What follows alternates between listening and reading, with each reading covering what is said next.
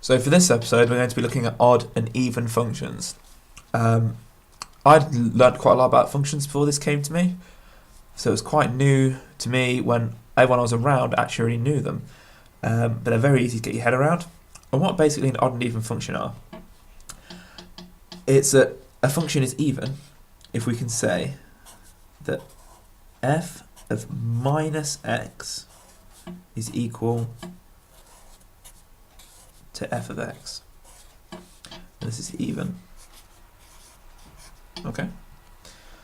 And if we say that f of minus x is equal to minus f of x, we say that this function is odd. Very straightforward. So the best way I find to solve these, and the best way to teach it, is to start with some problems. And you look at it and go, I think that's even, I think that's odd. And you just stick in a value which you think could be good for that to test it, and you see what you find. It's so much faster than anything else, really. So we know our rule there. And we're going to start with this first one up here. So we'll start with a, and we have a is we're a cube root of x. So what we do is I look at this and I go to myself, well, I think that's an odd function. So what I'm going to do is I'm going to put in minus 27.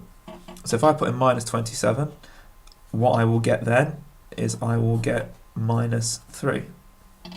So that means f of minus 27 equals 3. And then if I put in minus f of 27, so notice the minus is outside, we get 27 goes down to 3 again. And then we stick the minus on the front of it, so we end up with minus 3. So that's odd. If we look at b then, for b, we'll look at the exponential. So we'll test this and we'll say, right, we'll put in minus 2 first, and that's e to the minus 2. If we put in minus f of 2, we get minus e squared. So those two are not equal. And finally, if we just put in f of 2, we just get e squared.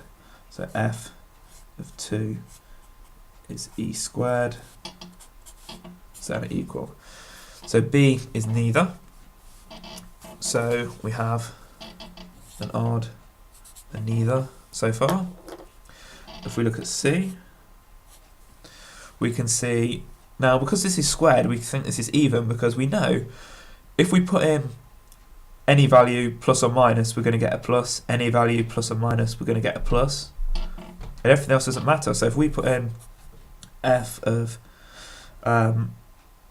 again, we'll go with minus 2, keeping the numbers easy. We get 4 over 5. And now if we put in f of 2, there's no minus there, this is just a normal function, we get 4 over 5. So that means this is an even function.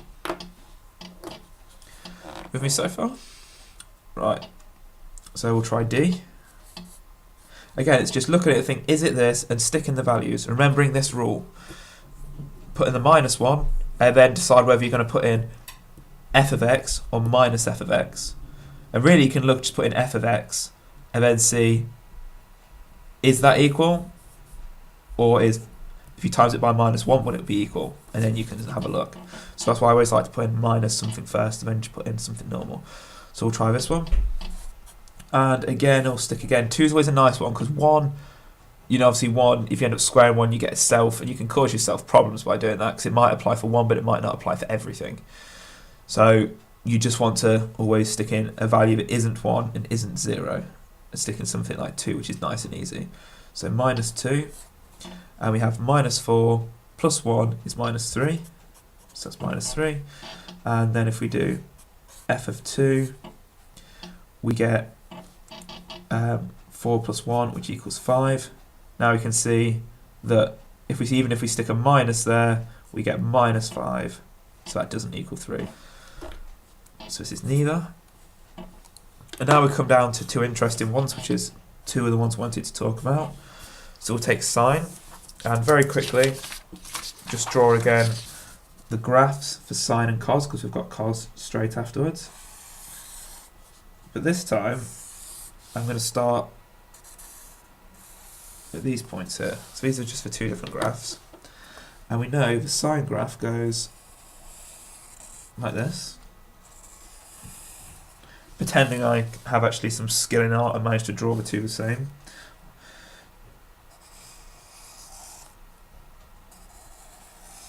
If you, we'll try and pretend that's a good drawing of a sine and cos graph, but it's not. So what we can now look at is the sine graph. We can go, right, so if I take any value of x and I pick a value of just here, and I'm going to take a value of just here, and I take exactly the same value on the other side there, so a plus value and a minus value, we can see that they are going to give me two values here and here, which are the same magnitude, but of the opposite sign. So that means I actually know for sine that if I give sine any value of minus x, that should give me minus f of x, shouldn't it? And for cos,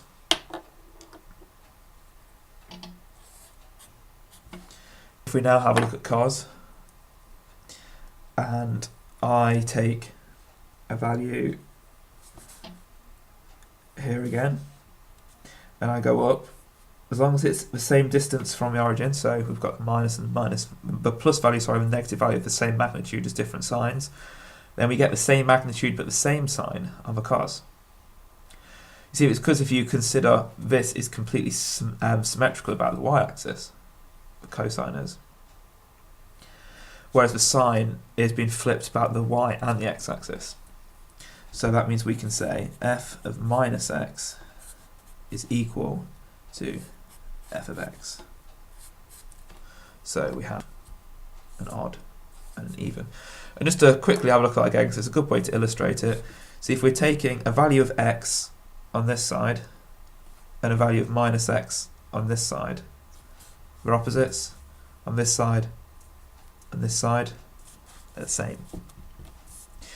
It's quite a good way to look at it.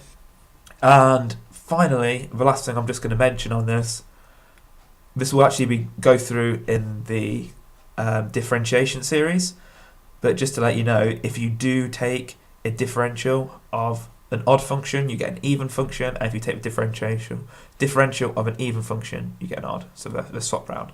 Odd to even to odd. And that's all on odd and even functions.